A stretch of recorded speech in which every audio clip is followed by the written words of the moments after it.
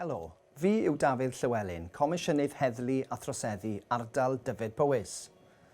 Croeso i fy adroddiad blynyddol ar gyfer y flwyddyn 2019-2020, adroddiad sydd yn bwrw golwg ar y cynnydd a wnaed yn erbyn fy mlaenoriaethau yn ystod y flwyddyn.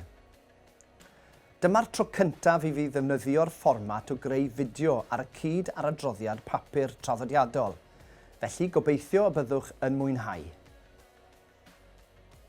Bydd fideos unigol yn rhoi sylw i waith a wnaed i gyflawni pob un o'r blaenoriaethau sydd wedi ei nodi yn fy nghynllun heddlu a throseddu, sef cadw ein cymunedau'n ddiogel, diogelu'r rhai sydd yn agored i niwed, amddiffyn ein cymunedau rhag bygyddiadau difrifol a chysylltu gyda chymunedau.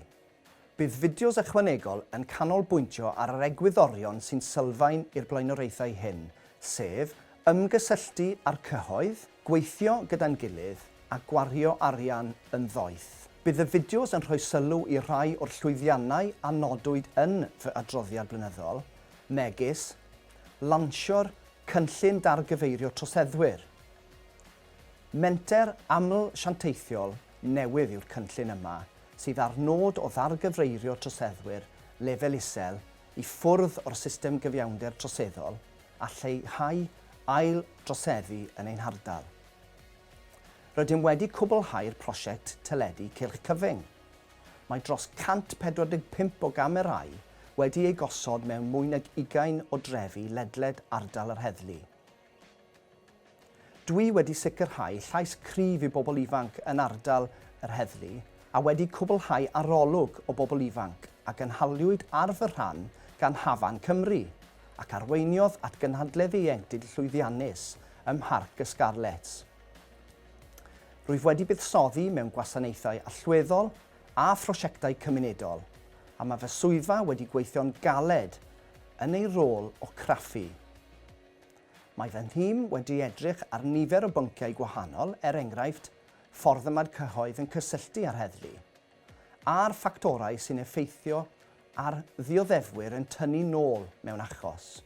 O ganlyniad i'r coronafeirws, sydd wedi lledu i bob cwr o'r wlad, gohiriwyd etholiadau Comisiynydd Heddlu a Throseddu ym mis Mai 2020.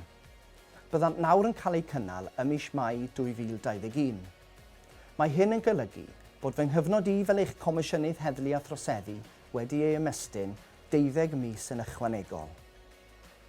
Yn y fideo edrych ymlaen, byddaf hefyd yn egluro'r hyn yr wyf yn ymrwymo'n bennaf i'w wneud yn ystod yr amser ychwanegol sydd gen i yn y rôl.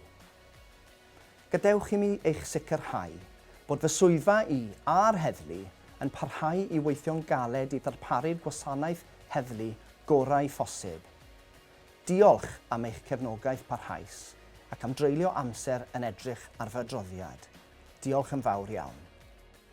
I weld holl fideos i'n hadroddiad blynyddol ac i ddarllen adroddiad llawn y Comisiynydd, ewch i'n gwefan.